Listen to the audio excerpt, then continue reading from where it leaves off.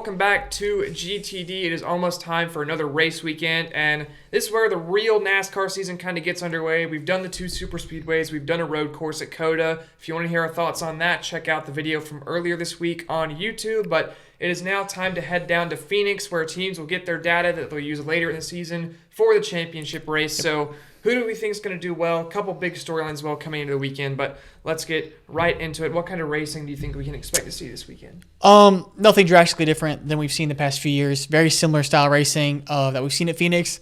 I do think this is one of the more important races of the season, just because, as you mentioned briefly, this is where teams get their data, but not just like this isn't where Christopher Bell is getting his data. It's where Gibbs as a whole is getting their data. So let's say Christopher Bell runs well here, and he doesn't make the championship 4, but Denny Hamlin does. Then, they're going to lean on that Gibbs data from this weekend, from this car. So a huge weekend for all the cars. You're probably going to see a lot of different setups within teams for that very reason. Hendrick has 4 cars. They're probably going to use, if I had to guess, 4 very different setups. Similar in some ways, but in other ways, very different, just to see what runs well here, because this is really important for the end of the year, because as we've seen recently, except for the year Chastain won with Blaney behind him, you pretty much got to win if you want the championship. Yeah, and I'm curious to know what Penske learns each year in the spring, because I feel like they are not near the front at the spring every year. Then come the fall, obviously Logano's won a championship here twice. Ryan Blaney has the championship win where he finished second at Chastain, like you mentioned. But speaking of guys winning things,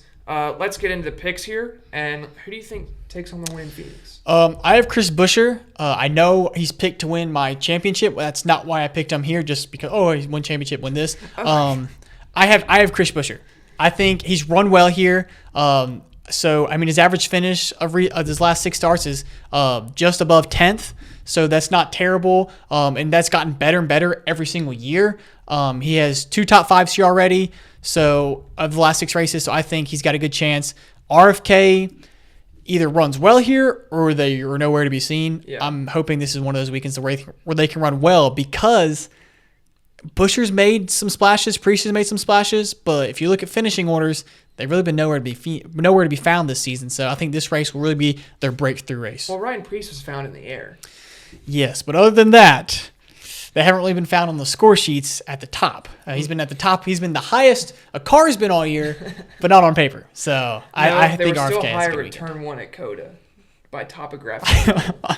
I guess technically that's right, yeah. Who do you have?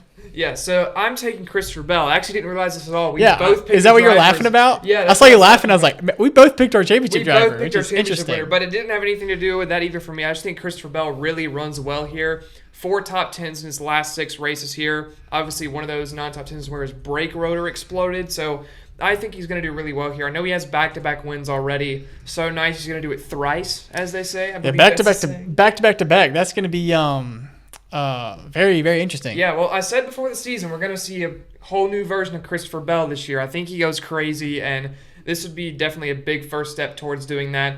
Joe Gibbs is usually fairly fast here out of the Toyotas. Also curious to see what we get from Denny Hamlin and Chase Briscoe this weekend. And I'm a bit nervous about Ty Gibbs. Ty Gibbs, for those of you who don't know, only has 2 finishes in the top 30 in his past 8 races, going back to last year. Top 30.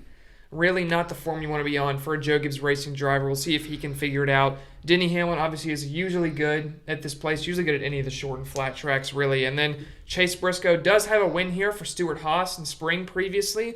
See what he can do in a Gibbs car. But I think it's their teammate, Christopher Bell, that gets it done this weekend. And Do you know who the last driver to 3-PEAT was?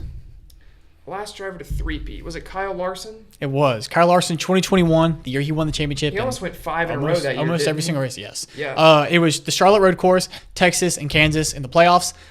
So it's been done recently. I think it's been done 28 times, I believe. I know Jimmy Johnson's done it a couple times. Yeah, Jimmy Johnson's done it a couple times. Larson did it twice that year. Joey Logano did it 2015.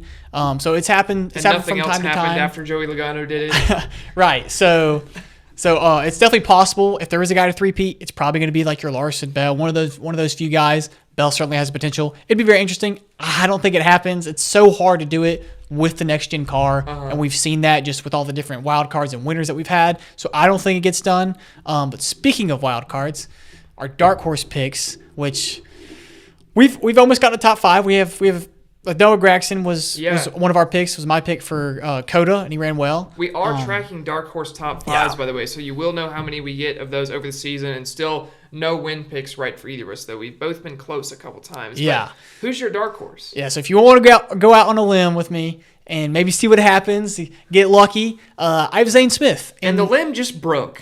I have Zane Smith in the 38. I've mentioned this, I think, last week. I like my dark horses to be just like, you're blind, throw it a dart 58 yards into the smallest dartboard you've ever seen. So I don't think the dartboard exists for this one. but Zane Smith, he's been running well. He's been grinding, and I think we're gonna see that pay off. I hope we see it pay off. I mean, he's a good young talent, and he's looking to make his way through the sport, and I think it's gonna start happening soon. So I have Zane Smith.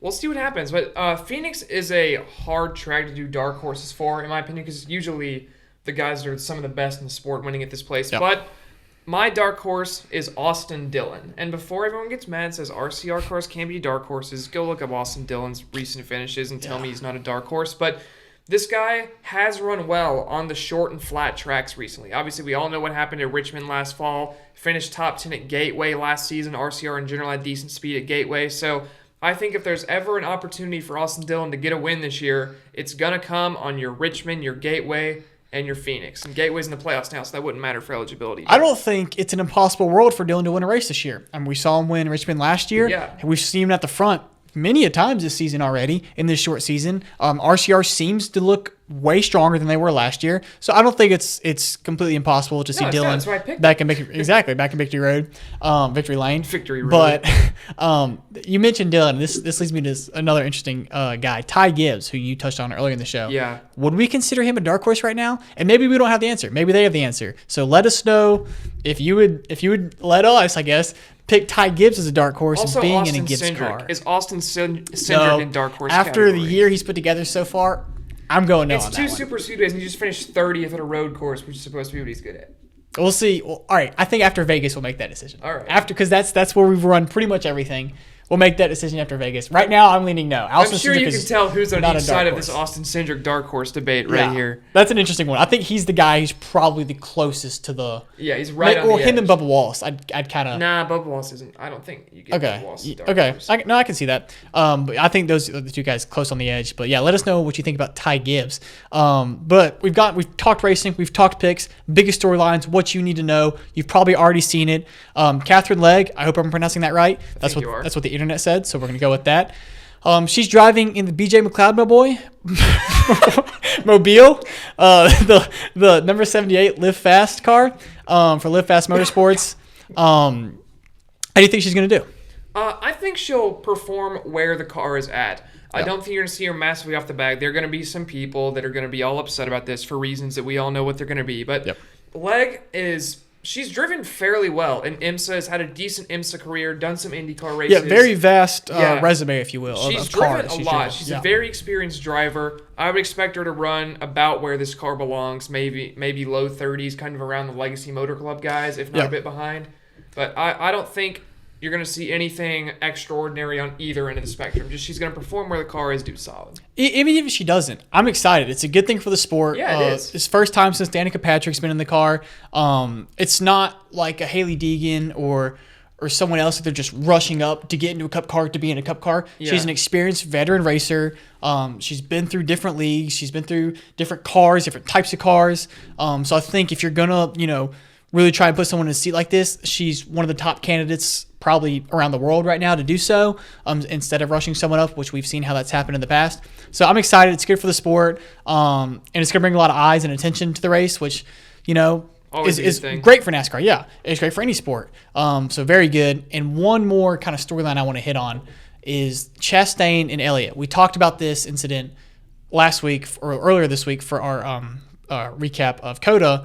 But how do you think this ends, if it ends here, if it ends later in the season, if it's already ended? What are your thoughts? I don't think you see Chase Elliott do anything here unless it's like a big situation. I think later this year, if nothing happens this week, at some point this year, if Chase Elliott is racing Ross Chastain late in a race for a top 5 position, Ross Chastain ends up in a wall magically. However, I don't think anything happens for a low-stakes situation because Ross Chastain kind of just got scared and got out of Chase Elliott's way at COTA, which with Chase's personality, I think he'll see it as, okay, you know the deal. Yeah, I don't think this is going to change. I don't think anything happens this weekend just because. I don't think Elliott kind of hunts down Chastain as we saw him hunt down Harvick. I guess 4 or 5 years ago. Hilarious. That was a very good moment for the sport. But and Chase Elliott now has just scared 2 different drivers into either getting out of his way or wrecking. So yeah. Maybe like when you talk about the intimidation factor, he's got it apparently. I don't know.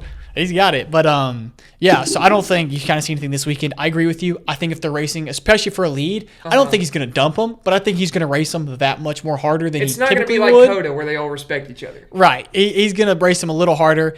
And if something similar happens this again where Chastain kind of moves Chase Elliott out of the way late in a race, I do think you see something later in the season happen between these two where Elliott goes, all right, I need to set my standard. I'm not going to like, Matt Kenseth, Joey Logano this guy, but I'm going to, maybe make him look at his mirror and Kevin Harvick this guy. Yeah. So just look out for that. Kind of if looking at the score, looking at the cars go around the track, if you kind of see them together, be like, maybe, probably not. But just in case, be on the lookout for that. But I think that's all we have. Is that all we have? Yep, that is all we have. Enjoy your race weekend. As Phoenix, always. There'll be good Xfinity racing too. The Xfinity race is great every week. If you're not watching the Xfinity series, you should be. Shout out Connor Zilic for winning at Coda last weekend. But yeah, he's my boy. Have to give him the shout out. So great racing hopefully this weekend, even though it is Phoenix. Hopefully we get some good side-by-side action. But that is it. Enjoy your weekend. We'll see you next week.